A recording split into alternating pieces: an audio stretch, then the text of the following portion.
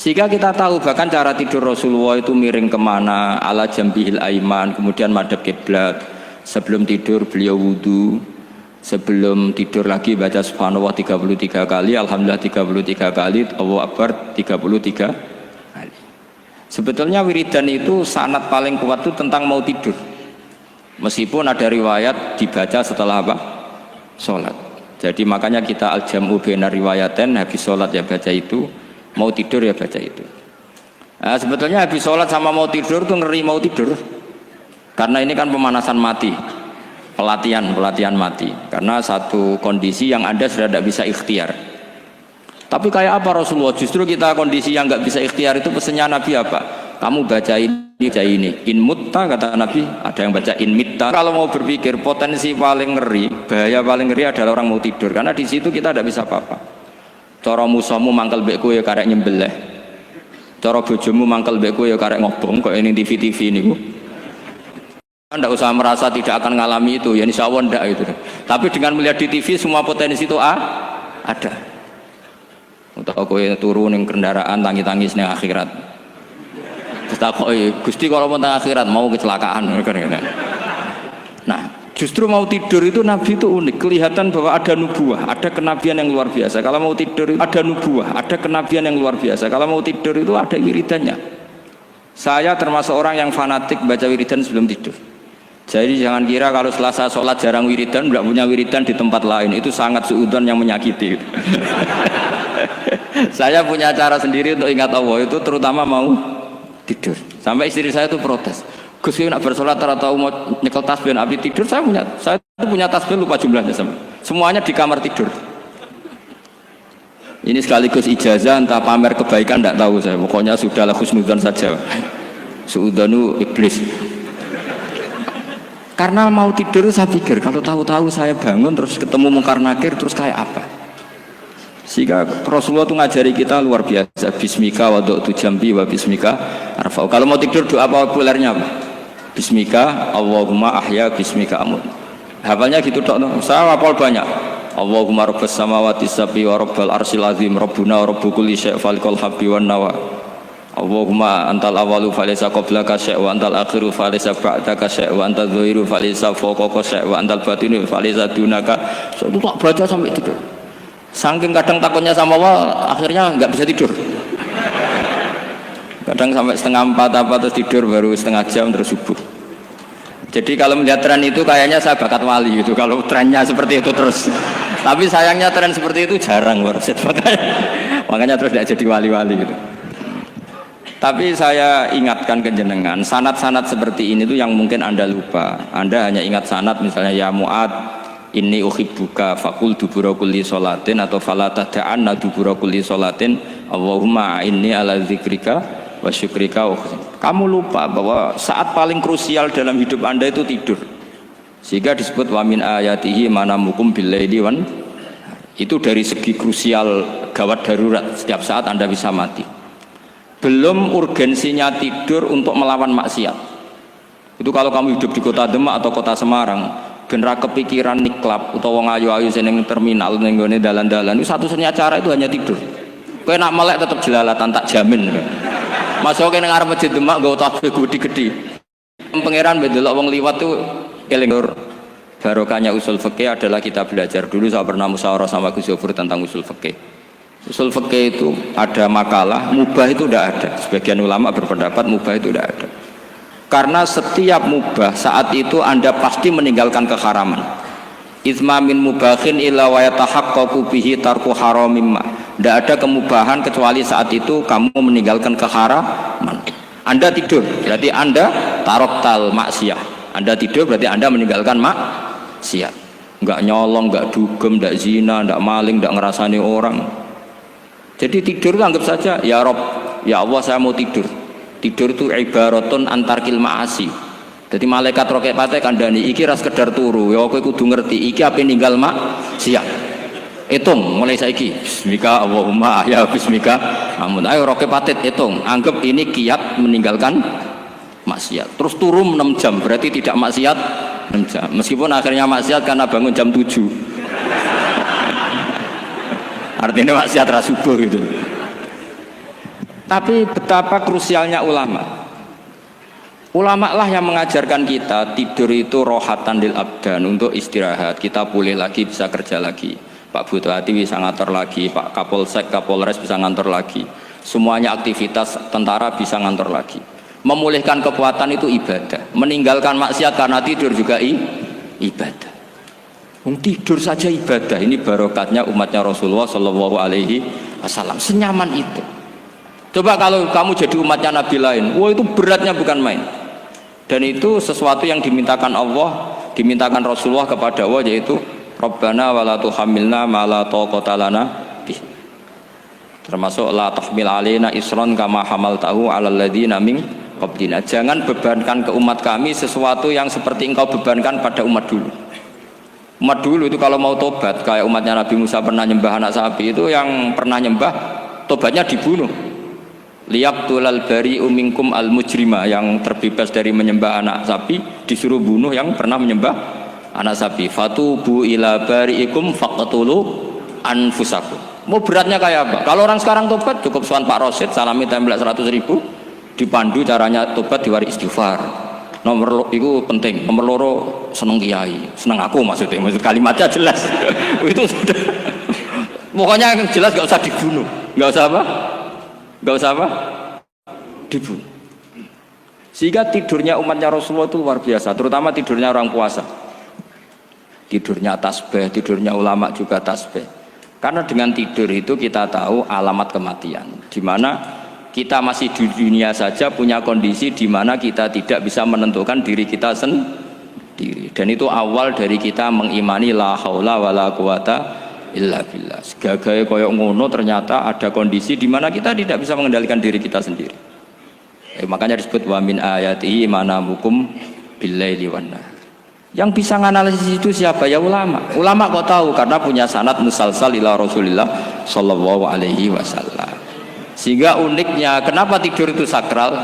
Coba semua nabi di antara wahyunya itu lewat apa? Semua nabi di antara wahyunya lewat apa? Tidur, lewat mimpi. Inni ara fil manami anni atfahuka fangzur madza tara. Maka mimpi ini harus dikelola secara baik, yaitu kalau kamu mau tidur, wudu dulu, terus baca tasbih, terus tinggalkan semua dunia, anggap saja ini pemanasan kematian. Itu insya Allah mimpinya sip pokoknya. Paling dikejar-kejar dajjal, dajjalnya kecemplung kali, insya Allah. Tapi kalau kamu tidur gak wudu, raiso turu terus raiso turu mangan sik bu. Raiso turu terus raiso turu mangan sik ben wareg ben iso turu. Insyaallah dikejar dajjal kecekel. Akhirnya ngelindur gak karu-karuan karena tadi. Nah, sanad seperti itu yang punya siapa? Hanya ulama. Ada lagi satu contoh, ini sudah hampir 20 menit Pak Ustaz. Itu saya pernah ngaji Durarul Kalami Syafi'i, mutiara-mutiara ngendikan Imam Syafi'i. Itu ulama itu mesti ngendikan tuh unik. Tadi saya sudah cocokkan sama Bupati, tak tanya, Pak Bupati saya ini punya ilmu dari Bapak, mungkin pas untuk jenengan pakai. Kata Bapak, urip itu padha wae, ngadepi konco mbek musuh padha wae, malah kadang ribet konco.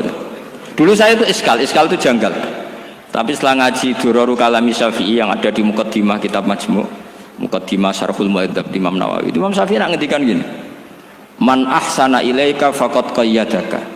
Wong apiki kowe nyancang kowe. Kaya Pak Rosid itu apian mbak aku. Ngerning sarang sowan mampir, gayane apian, jebule nyancang.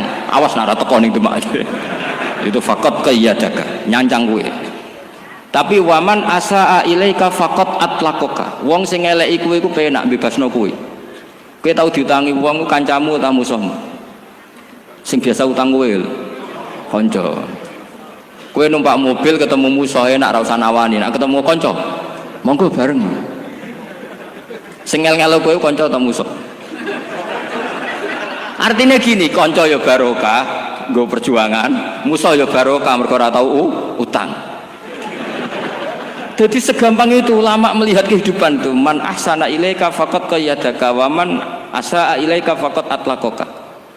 Jadi akhirnya kita hidup tuh berkah terus. Di konco ya enak kados kula di konco Gus Sofur nak kula mboten saged fikih musyawarah, ora iso tasawuf musyawarah. Di konco Pak Rosid, konco rai sederhana. Pokoknya duit. Tadi kurang contoh. Kalau rai Arab kan enggak sederhana, Pak. Wajahnya mewah terus. Ekonominya juga sederhana. Saya sama Arsyad sama-sama gak kaya. Jadi ada nyotokan kan Gus Zofur sama Gus Baknya ngebis. Memang saya sering sama Gus Zofur ngebis sampai sekarang masih sering. Bukan karena miskin yang jelas itu pilihan itu. Jadi ulama itu segampang itu melihat kehidupan. Saya termasuk kiai muda yang nggak takut mati, bukan karena yakin di surga gitu, karena saya sering baca berdoa. Allahumma ya Allah, kata Rasulullah, kamu harus berdoa ya Allah, ij'alil hayata ziyadatan li fi kulli khairin wal mauta rohatan li min kulli syarrin. Mungkin sekarang kita ada zina, mungkin sekarang kita ada korupsi, mungkin sekarang kita ada maling, tapi potensi itu tetap ada. Yang bisa ngakhiri itu apa? Kematian. Maka anggap saja kematian itu rohatan li min kulli syarrin, semua mengakhiri semua keburukan.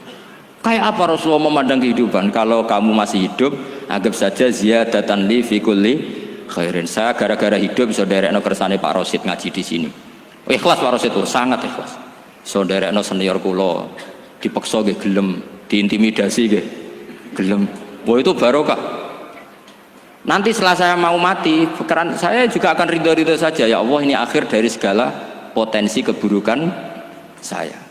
Sehingga kiai-kiai NU, kiai-kiai alim itu ada bajingan, tukang ngemel wong kok mati. Saya iki Pak niki saya. Tanggane ra ono sing gelem muni saya. Kiai ini maksud, ayo Pak muni saya Pak. Mboten saya ini tempuh. Lah nggih saya pun mati mun mboten saged nakal niku. Lha jenenge rohatan li min kulli syarrin. Kalau mayit ya rohatan lahu min kulli syarrin. Kayak apa sanad kita ke Rasulullah, kabeh itu dimana jadi ibadah. Al hayat ziyadah fi kulli khairin, al maut rohatan min kulli syarrin. Kenal Pak Rosid ya ibadah, apalagi kenal Gus Zofur ibadah, kenal bupati ibadah, konco perjuangan. Kok kenal preman ya ibadah, konco latihan dakwah, anggapnya latihan ngelola rehab. Kenal polisi ibadah, jaga stabilitas nasional. Kenal ABRI ibadah, jaga NKRI. Kenal orang nakal ibadah, dianggap pembinaan. Semua itu ibadah. Kayak apa ajaran agama ini? Semuanya baik-baik saja, tergantung niat. Tapi sanad ini siapa yang punya? Hanya ulama. Nah ulama itu siapa? Ya orang yang kamu ketemu. Dalam konteks ini Mbah Mun ngajari kita macam-macam. Mbah Mun ketemu orang siapa saja hormat. Saya kemarin bikin makalah untuk beliau, termasuk saya cerita dari riwayat Rasul akli ba'dal iman billah at-tawaddud ilan nas wastina'ul ma'ruf ila kulli barrin wa fajirin. Inti iman setelah akal menentukan kita iman kepada Allah, akal setelah mengantarkan logika iman kepada Allah, akal itu kita gunakan at-tawaddud ilan nas supaya kita bersikap simpatik dan melakukan kebaikan kepada siapa saja. Karena barokahnya kita simpatik nak ngandani wong nggih gampang. Misalnya kita di kiai alim sundul langit sampean mbek tangga modit, ketemu wong perengut, sing ape ngandel iku sapa? Sementara sing preman, ayo ngopi nggonku sik tenang ae. Sing kiai ini orang begawean kene kopi kowe. Akhirnya sing preman sakok di pengaruh, sing kiai ini bakhil gak duwe pengaruh.